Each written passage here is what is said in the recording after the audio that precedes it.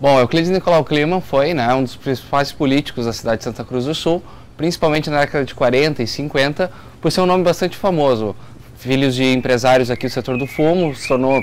presidente do Esporte Clube Corinthians já na década de 40 e foi o principal incentivador dos esportes dentro do clube, né? Mas ele ficou bastante conhecido principalmente por ser um dos principais líderes na época do Partido Socialista Democrático, ou seja, o PSD, que era um partido de centro, mas que apoiava Getúlio Vargas, e se tornou também, durante 2 vezes, foi reeleito para deputado estadual pelo Rio Grande do Sul, se tornando também vice-presidente da Câmara da Assembleia Legislativa.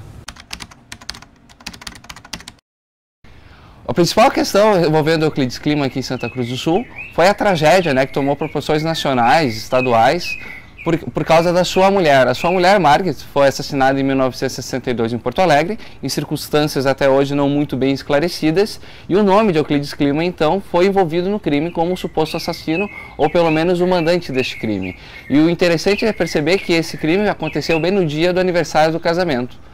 Só que o desenrolar dessa tragédia também aconteceu aqui em Santa Cruz do Sul, quando em 63 o deputado Euclides Kliman, no ano seguinte à morte da sua mulher, foi dar uma entrevista na Rádio Santa Cruz e convidou seus opositores, principalmente os integrantes da ala do PTB, Partido Trabalhista Brasileiro, para discutir as questões relativas ao financiamento da rua que hoje leva o seu nome aqui no centro. Só que poucas pessoas, poucos adversários responderam ao seu convite, mas quem respondeu esse convite, então, foi Floriano Peixoto Caram de Menezes, que até então era vereador aqui em Santa Cruz do Sul. Durante a discussão sobre as questões políticas, e temos que pensar que estamos num contexto histórico bastante polarizado, entre forças pró-ditadura, entre forças mais democráticas, setores democráticos, essa discussão sobre o financiamento acabou numa discussão pessoal, quando Caram de Menezes, então, tocou no assassinato, acusando ele indiretamente, mas também de forma bem direta, que ele estava envolvido e também estava sendo investigado. Euclides Kliman tentou dar uma resposta ao vivo,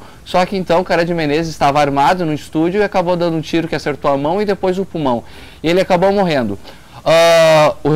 Esse caso repercutiu muito forte dentro da cidade e do estado, porque temos algumas figuras centrais nesse processo, né? Principalmente a figura de Arno Frantz, que é uma importante liderança política já na década de 60 em Santa Cruz do Sul, e também pela atuação do ex-senador Pedro Simon e do ex-governador enquanto delegado, enquanto advogado de Caram de Menezes, que foi inocentado no primeiro julgamento, mas depois condenado no segundo em 65. Qual a questão sobre esses nomes da cidade? É importante conhecer algumas figuras históricas, né, e qual a sua importância tanto para a história da cidade como também, né, para os contextos em que eles viveram. Euclides Kliman se mostra como uma grande liderança a nível estadual para Santa Cruz do Sul, trazendo muitos investimentos, mas principalmente conhecido por essa tragédia. Acredito que a grande contribuição dele seja muito mesmo tentar trazer esse desenvolvimento econômico que Santa Cruz passava, né? Lembre-se que década de 40, 50 e 60, Santa Cruz do Sul está entrando então para o mercado internacional, abrindo suas portas para as fumageiras internacionais, e ele foi um importante parlamentar para fazer esse processo de modernização da cidade, além, é claro, da própria rua que leva o seu nome, né, que resultou na morte dele.